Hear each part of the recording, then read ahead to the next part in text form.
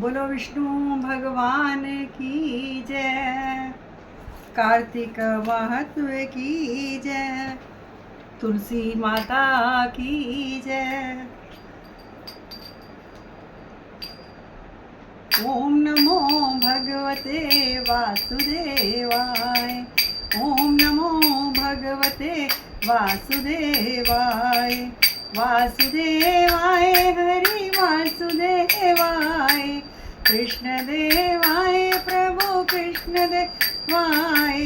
ओम नमो भगवते वासुदेवाय। ओम नमो भगवते वासुदेवाय। ओम नमो भगवते वासुदेवाय। ओम नमो भगवते वासुदेवाय। ओम नमो भगवते वासुदेवाय। वासुदेवाय हरि वासुदेवाय। कृष्ण देवाय प्रभु कृष्ण देवाय। ओम नमो भगवते वासुदेवाय। ओम नमो भगवते वासुदेवाय। ओम नमो भगवते वासुदेवाय। ओम नमो भगवते वासुदेवाय। ओम नमो भगवते वासुदेवाय। बोलो विष्णु भगवान की जय। सूत जी ने कहा, इतनी कथा सत्यभामा को सुनाकर भगवान श्री कृष्णचंद्र जी महाराज संध्या करने के लिए महल के भीतर चले गए। यह कार्तिक मास का व्रत भगवान विष्णु को अत्यंत प्रिय है तथा भक्ति का प्रदान करने वाला है। रात्रि जागरण, प्रातः काल का स्नान, तुलसी वट सिंचन, उद्यापन और दीपदान यह 5 कर्म भगवान विष्णु को प्रसन्न करने वाले हैं, इसलिए इनका पालन अवश्य करना चाहिए।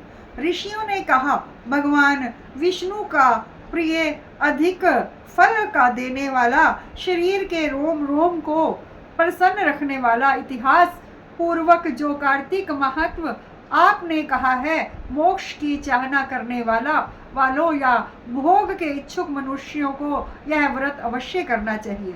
किंतु हम एक बात आपसे पूछना चाहते हैं, वह यह कि यदि कार्तिक मास का व्रत करने वाला किसी संकट में फंस जाए या वह जंगल में हो अथवा वह किसी रोग से ग्रस्त हो जाए तो फिर वह कार्तिक का व्रत किस प्रकार करे, क्योंकि यह विष्णु भगवान का अतिशय प्रिय तथा मुक्ति प्रदान करने वाला, भक्ति प्रदान करने वाला व्रत किसी प्रकार भी छोड़ना नहीं चाहिए। श्री सूत जी ने उत्तर दिया, यदि कार्तिक व्रती किसी संकट में फंस जाए तो वीरता के साथ भगवान शंकर तथा भगवान विष्णु के मंदिर में जाकर जागरण अवश्य करे।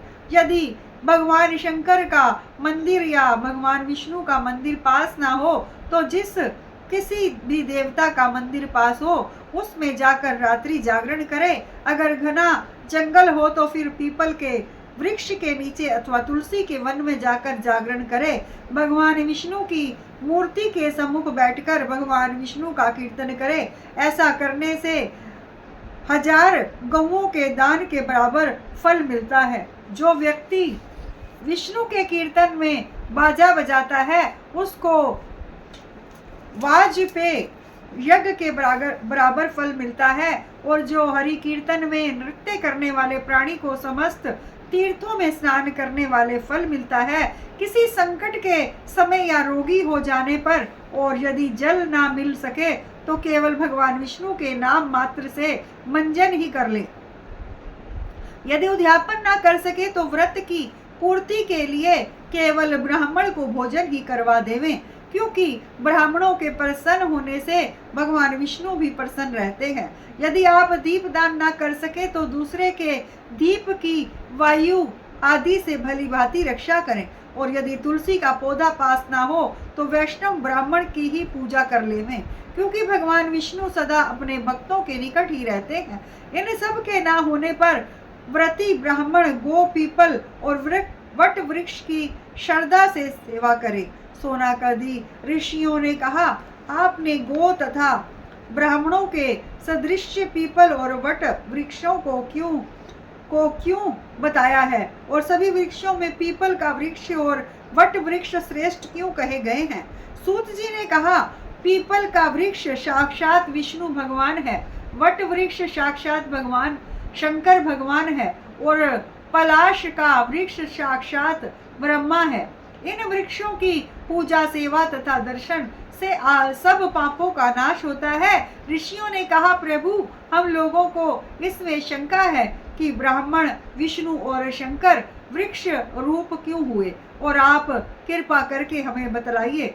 श्री सूत जी ने कहा, प्राचीन काल में भगवान शंकर और पार्वती विहार कर रहे थे कि उस समय उनके विहार में विघ्न डालने के विचार से ब्राह्मण का रूप धारण करके अग्निदेव वहां पर आ गए। विहार के आनंद का नाश हो जाने के कारण क्रोध में भरकर श्री पार्वती जी ने समस्त देवताओं को शाप दे डाला। पार्वती जी ने कहा, हे देवताओं, विषय सुख को कीट पतंग भी जानते हैं, उस पर आप लोगों ने देवता होकर विघ्न डाला, इसलिए आप सब लोग वृक्ष हो जाओ।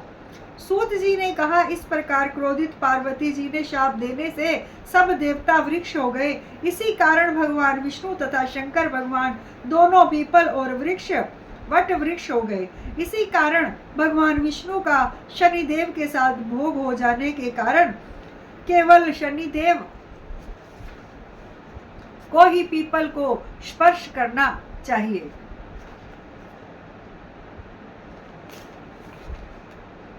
केवल शनिवार को ही पीपल को स्पर्श करना चाहिए और किसी दिन नहीं। बोलो विष्णु भगवान की जय, कार्तिक माता की जय, तुलसी माता की जय। ओम नमो भगवते वासुदेवाय, ओम नमो भगवते वासुदेवाय, वासुदेवाय हरि वासुदेवाय, कृष्ण देवाय प्रभु कृष्ण देवाय। ओम नमो भगवते वासुदेवाय, ओम नमो भगवते वासुदेवाय। बोलो विष्णु भगवान की जय।